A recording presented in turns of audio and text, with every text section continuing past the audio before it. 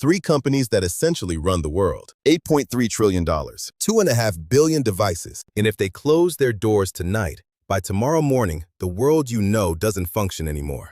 I'm not being dramatic. I ran the numbers. Let me walk you through exactly what happens, hour by hour. How big are these three companies actually? People hear big tech and they nod. They don't actually feel the weight of it. Apple, $4.4 trillion. Microsoft, $3.1 trillion. Oracle, $800 billion. Combined, $8.3 trillion. That's larger than the GDP of every country on the planet except the United States and China. Apple alone has 2.5 billion active devices running right now. Not accounts, not registered users, active devices. On, connected, running apps. Microsoft Azure powers 22% of global cloud infrastructure. And Oracle? Oracle's database software sits inside 98% of the Fortune 100. Not some of them, 98. You're not just looking at three companies. You're looking at the pipes that modern civilization runs through. What happens in the first hour? The stock market doesn't open, it halts. $8.3 trillion in direct market cap is gone before the opening bell. And that's before you count every company that depends on these three to operate. Airlines, banks, retailers, hospitals, their stocks go too. Then the cascade starts. Azure Active Directory, Microsoft's authentication layer, is how millions of companies verify who their employees are when they log in. No Azure, and workers across the planet are locked out of their own company systems. Not hacked, just locked out. Websites go dark. Email stops. Your company's Slack, your Zoom, your entire cloud-based operation, offline. And your iPhone? It's technically still a phone. For now. What happens to regular people by hour 24? This is where it gets personal. Your debit card starts declining.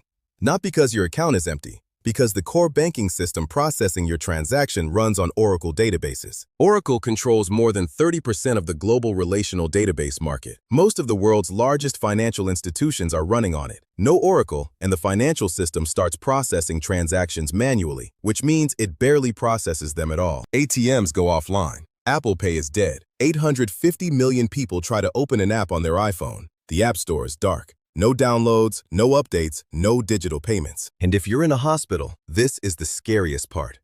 Oracle's Cerner platform, which the company acquired for $28 billion, runs inside hundreds of U.S. hospital systems. Doctors are working off printed charts, if the hospital printed them before midnight.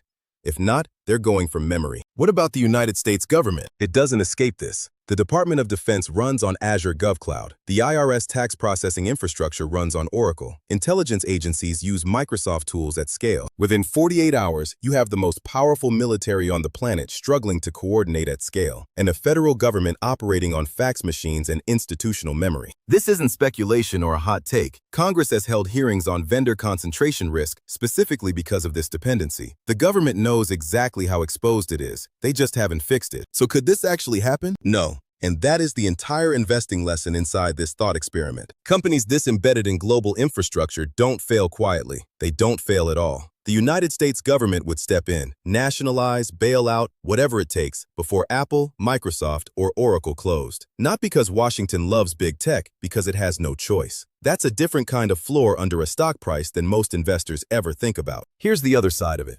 29% of the S&P 500 index is concentrated in 6 companies. If you own an index fund, and most Americans do, you are already all in on this thesis, whether you know it or not. You are betting that these companies stay operational. You are betting on the pipes. The question isn't whether that's risky. It is. The question is whether you understand the bet you're already making. The most dangerous risks in investing aren't the ones that look scary. They're the ones sitting inside your portfolio, labeled diversified. Know exactly what you own. Drop your take in the comments. Do you think this kind of concentration is a risk or a strength? I'm Marcus Vale. Follow the money, not the noise.